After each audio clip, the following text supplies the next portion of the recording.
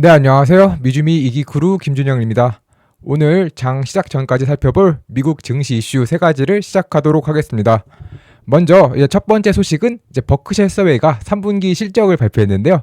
현금 보유량이 좀 사상 최고치에 달했다라는 소식입니다. 이번에 버크셔 해서웨이가 실적 발표를 했는데 실적 발표에서 그 성과 그 자체보다는 버크셔 해서웨이가 어떠한 투자적인 시각을 가지고 있는지를 좀 살펴보는 것이 항상 그 버크셔 해서웨이 실적 발표를 바라볼 때 가장 중요했던 점인데요. 먼저 이 표를 보시면 현재 이 표는 버크셔 해서웨이가 현재 보유하고 있는 이 현금 보유량입니다. 보시면 계속해서 증가하는 모습을 물론 지난 수십 년간 보여왔지만 그럼에도 불구하고 최근 굉장히 큰 폭의 상승을 보였다는 것을 알 수 있습니다. 그래서 이번에 버크셔 해서웨이의 어떤 실적을 조금 살펴보게 된다면 현재 현금과 그리고 단기 채권, 미국 단기 국채까지 이렇게 현금성 자산이라고 보았을 때 이 두 개 부분 합쳐서 현금성 자산으로는 현재 약 3,230억 달러를 보유하고 있고요. 이는 전분기 대비는 17% 증가했고 또한 전년 대비는 106% 증가하면서 현재 사상 최고치의 현금 보유량을 가지고 있습니다. 특히 이번 이 3,230억이라는 금액은 최근에 버크셔 해서웨이가 계속해서 뱅크 오브 아메리카를 많이 팔고 있다라는 소식이 계속해서 나왔는데 이 뱅크 오브 아메리카 전체를 살 수 있는 정도의 거대한 현금 보유량입니다. 그리고 이번에 전체 자산 약 8,840억 달러라고 이번에 발표를 했는데 또한 이 전체 자산 비중 대비로는 한 36% 정도가 이 현금과 또한 이 단기 채권 이 두 가지 부분이 36%의 비중을 차지하는 모습을 보였습니다. 네, 그리고 버크셔 해서웨이의 어떤 주식 자산이 어떻게 변경되었는지를 좀 살펴보면 일단 2023년 3분기에는 약 3,530억 달러의 주식을 보유하고 있었는데 현재 이번 3분기 기준으로는 2,710억 달러 정도로 크게 감소하였고 또한 구체적으로 그런 포트폴리오의 변화를 조금 살펴보겠습니다. 왼쪽에 있는 표가 2023년 3분기의 버크셔 해서웨이의 포트폴리오고 또 오른쪽이 2014년 3분기의 포트폴리오인데요. 보시면 작년 같은 경우는 애플의 비중이 거의 전체에서 50% 가까이 차지할 만큼 애플의 비중이 컸던 것을 알 수 있지만 현재 23.5% 정도로 애플의 비중이 많이 감소하였습니다. 또한 작년 같은 경우는 뱅크 오브 아메리카가 전체 투자 비중에서 2위를 차지했는데 이번에는 뱅크 오브 아메리카의 투자 비중은 3위로 줄고 2위가 바로 아메리칸 익스프레스가 되었습니다. 투자 비중 자체는 증가했지만 아메리칸 익스프레스는 그냥 팔지 않아서 이렇게 좀 비중이 올라간 것이고요. 뱅크 오브 아메리카가 계속 너무 많이 팔았기 때문에 이렇게 비중이 좀 내려간 것으로 확인이 되었습니다. 그리고 4위, 5위는 모두 기존의 코카콜라와 그 다음에 쉐브론으로 동일한 순위에 지금 랭크가 된 모습을 확인할 수 있습니다. 다음으로 자사주 매입 현황을 한번 살펴보겠습니다. 이번에 좀 놀라웠던 것이 버크셔 해서웨이는 단 한 주도 자사주 매입을 하지 않았는데요.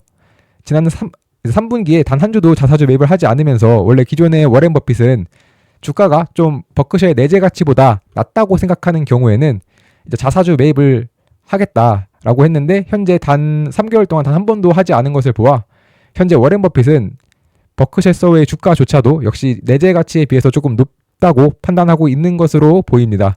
그러다 보니 현재 워렌 버핏은 계속해서 좀 주가가 높고 향후에 있을 어떠한 문제를 좀 대비하기 위해서 많은 현금을 보유한 것이 아닌가라고 시장은 생각하고 있습니다.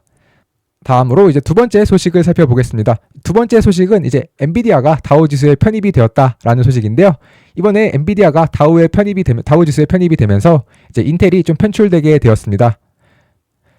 11월 8일부터 엔비디아와 셔먼 윌리엄스가 다우 지수에 편입될 예정이며 기존에 인텔과 다우가 편출이 되는데요.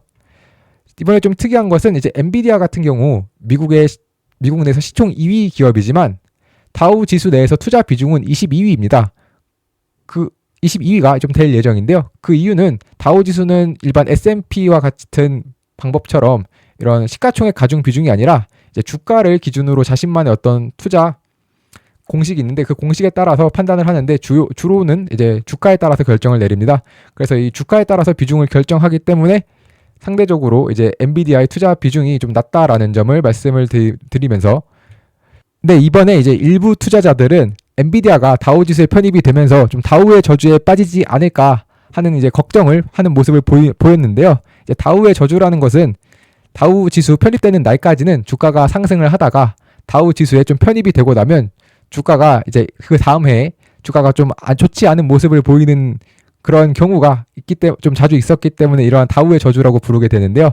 현재 보시는 표는 애플이 다우 지수에 편입이 되고 나서 또한 반대로 편출된 기업은 AT&T였습니다. 그런데 이 두 기업이 어떻게 주가 변화가 있었는가를 살펴본 모습인데요.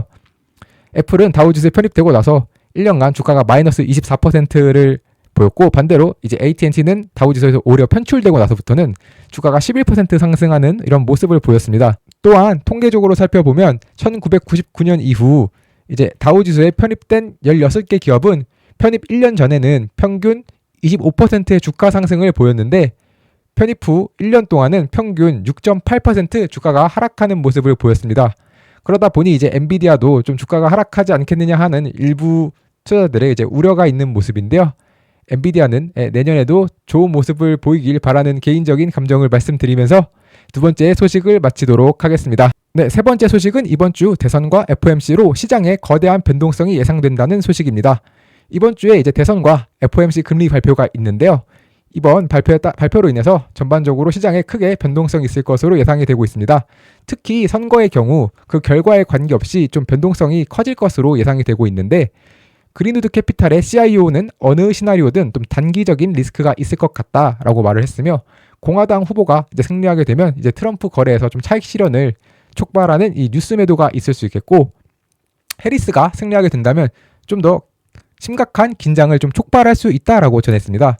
또한 시티와 그리고 뱅크 오브 아메리카의 경우에는 만일 좀 트럼프가 대선에서 승리해가지고 주가가 상승하는 모습을 보인다면 좀 매도하고 현금을 확보하는 것이 이제 좋겠다는 그런 의견을 표명하기도 하였습니다. 다만 이제 그럼에도 불구하고 마지막으로 좀 말씀을 드리고 싶은 부분은 이 미국 대선에서 어떤 후보가 승리하든 어떤 정당이 정권을 잡던 이 S&P 500은 꾸준히 이 우상향했다는 소식을 말씀드리면서 이 세 번째 소식을 마치도록 하겠습니다. 네, 그러면 이제 마지막으로 이제 이번 주에는 이렇게 대선과 FOMC와 같은 주요 소식들이 있는데, 반대로 이제 지난주 같은 경우는 이제 주요한 빅테크들의 실적 발표가 있었습니다. 이제 지난 금요일 프리미어에 들어왔던 컨텐츠의 경우에는 애플과 아마존의 실적 발표가 있고, 또 지난 목요일에 있었던 프리미어의 내용은 이제 마이크로소프트와 메타에 대한 어떤 실적 발표와 관련된 내용이 있었는데요. 혹시 아직까지 빅테크 실적 발표에 관련해서 보지 않으셨던 분들은 이런 네이버 프리미엄이나 아니면 이제 미주미 유튜브 영상을 참고해 주시면 감사하겠습니다. 또한 마지막으로 이제 또 지난주 화요일에 이제 베론스 빅머니 여론조사라고 해서 이런 투자 자산 운용사들 펀드 매니저나 아니면 자산 관리사들에 대해서 좀 여론조사를 통해 향후 주가가 어떻게 될 것 같냐라는 이런 결과가 여론조사를 발표했는데요. 이와 관련해서 향후 12개월 뒤에 주가가 어떤 모습일지, 아니면 매그니피션트 7이 향후에도 계속해서 시장을 이끌어갈 수 있을지 등에 대해서 관심 있으시다면 이 컨텐츠도 참고해 주시면 좋겠습니다.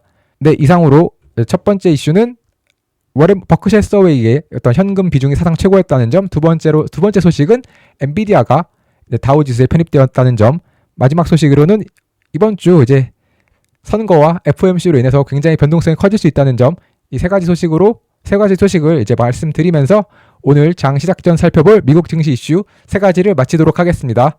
감사합니다.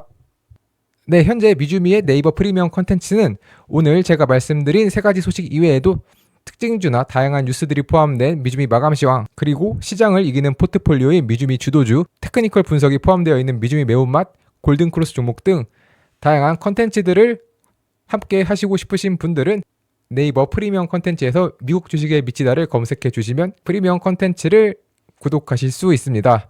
네, 구독 방법은 네이버 검색창에 네이버 프리미엄 콘텐츠 미국 주식의 미치다를 검색하시면 이렇게 네이버 프리미엄 콘텐츠가 나오는데요.